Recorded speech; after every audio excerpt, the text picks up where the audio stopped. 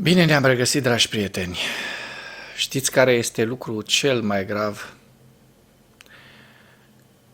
În ultimele 2 săptămâni am întâlnit o mare masă de oameni revoltați sau de-a dreptul seduși de Călin Georgescu. De la profesori și învățători, la muncitori, țărani și chiar oameni de afaceri.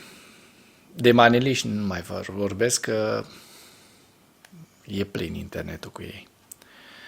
Jenant este că acești oameni, după ce au avut posibilitatea să se informeze între timp, să vadă ce s-a întâmplat cu proprii lor ochi, refuză în continuare să gândească rațional. Oamenii nu înțeleg și nici nu vor să asculte că tot ceea ce reprezintă acest Georgescu se bazează pe dezinformare. Dezinformația este un lucru care e făcut în România de ruși by the book. Este și o carte scrisă de Pacepa, de Ion Mihai Pacepa și Ronald Riciac, care a fost profesor universitar pe drept constituțional și pe drept în Statele Unite. Au scris o carte împreună despre dezinformarea rusească. Cum lucrează aceasta? Este un manual întreg cu întâmplări pe care puteți să-l citiți. Cei care nu știți, să vedeți cât de mult se aseamănă lucrurile cu România de astăzi. Oamenii care n-au citit despre aceste lucruri nu vor să se documenteze și nici nu vor să asculte de cei care știu să citească tiparele dezinformării. Nu sunt un mare expert în dezinformare, să nu mă înțelegeți greșit, dar sunt niște lucruri la mintea cocoșului, care se pușcă prea tare, care troznesc. Doar trebuie să le vezi. Iar peste câteva luni s-ar putea să o luăm de la capăt. Rusia și-ar putea să-și pună președinte în România fără nici măcar un foc de armă. Aici e problema, oameni buni. În stadiul ăsta am ajuns. Oameni de cultură, cântăreți la vioară, pianiști. Am văzut o mulțime de oameni care nu înțeleg, efectiv nu înțeleg în ce pericol suntem, ei fiind seduși de acest Georgescu. Deci chiar pe bune acum, suntem chiar atât de proști, un popor atât de bezmetic suntem. Subiectele principale de astăzi sunt: analiștii de la Institutul pentru Studiul Războiului au analizat de ce Rusia ascunde prezența nord-coreenilor în Kursk. Biden este convins că ajutorul militar oferit de către Statele Unite Ucrainei va fi suficient pentru tot anul viitor, pentru 2025. SUA, privind tranzitul gazului rusesc prin Ucraina, spune: de ce ar putea cineva să fie interesat de continuare? Corect. Potrivit analiștilor Institutului pentru Studiul Războiului, Rusia oficial evită să recunoască prezența trupelor nord-coreene în regiunea Kursk, deoarece ar însemna, de facto, că Kremlinul nu își poate recâștiga propriul teritoriu fără implicarea unor trupe străine.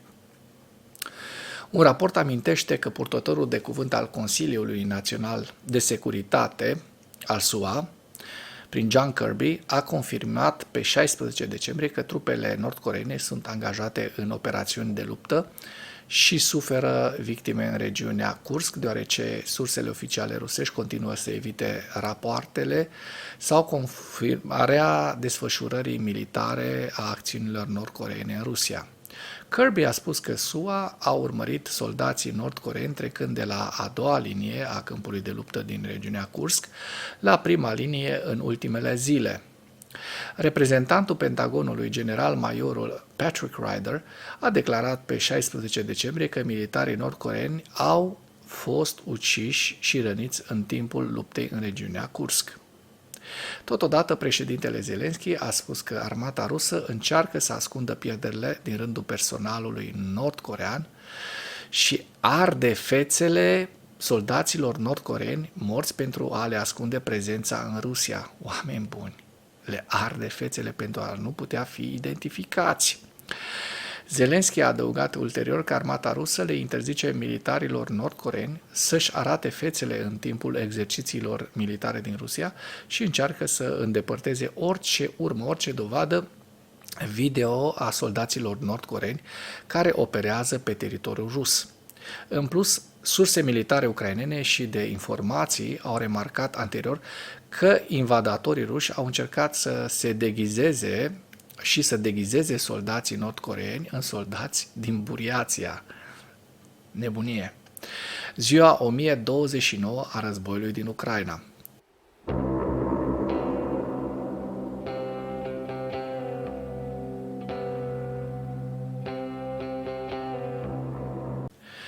Potrivit statului major al forțelor armate ale Ucrainei, în dimineața zilei de 18 decembrie 2024, pierderile totale în lupta ale Rusiei de la începutul invaziei neprovocate asupra Ucrainei se ridică la 766.690 de militari. În ultimele 24 de ore, Rusia a înregistrat pierderi pe frontul din Ucraina, între care 1580 de militari, 4 tancuri, 21 de vehicule blindate de luptă și 5 piese de artilerie. Dacă până în acest moment ai găsit informații utile în material, contribuie cu un like și cu o distribuire a acestui videoclip pentru a ajunge la cât mai multă lume. Potrivit adevărului european cu referire la declarația purtătorului de cuvânt al Departamentului de Stat al SUA, Matthew Miller, la un briefing, actualele autorități americane sunt încrezătoare că ajutorul militar pe care Statele Unite l-au oferit deja Kievului sau urmează să îl acorde până la sfârșitul mandatului lui Joe Biden va fi suficient pentru Ucraina până la sfârșitul anului 2025. Întrebat cât timp vor putea ucrainenii să reziste Rusiei cu resursele oferite de către actuala administrație a președintelui Joe Biden, purtătorul de cuvânt a spus că administrația consideră în prezent că resursele pe care Statele Unite le-au oferit deja Ucrainei și care sunt încă planificate să fie oferite până la sfârșitul anului, va da ucrainenilor echipamente și materialele necesare luptei până la sfârșitul anului 2025.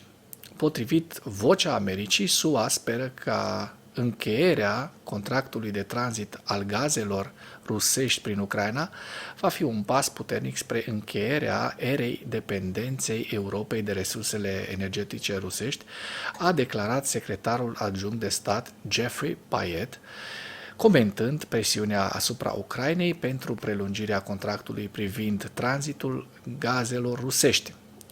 Payette a remarcat că este important ca presiunea să vină doar din una sau două țări, iar semnalul de la Comisia Europeană este foarte clar. El a salutat declarația Comisarului European pentru Energie Dan Jorgensen cu privire la respingerea gazului rusesc și angajamentul noului comisar european de a elimina treptat dependența de gazul de nuclear și de toate formele de dependență de resursele energetice rusești pentru a ajunge la zero livrări din Rusia în 2027. Payette a subliniat că nu vede niciun rost să continue acordul care a permis Rusiei să exercite influența asupra Ucrainei timp de mai mulți ani. Discursul direct al secretarului de stat adjunct, comerțul cu resurse energetice, în special cu gaze, a fost principalul vector al influenței Rusiei asupra economiei ucrainene, încă de la independența Ucrainei. Atunci, de ce, pentru numele lui Dumnezeu, ar fi cineva interesat să continue această relație? De asemenea, este convins că comunitatea internațională înțelege nevoia de a abandona resursele energetice rusești.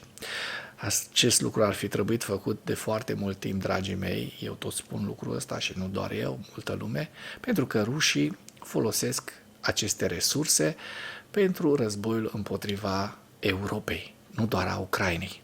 În ceea ce urmează vă prezint un slide cu evoluția de ieri a celor mai importante fronturi din Ucraina și cu principalele știri din presa ucraineană. Hărțile sunt creația Institutului pentru Studiul Războiului.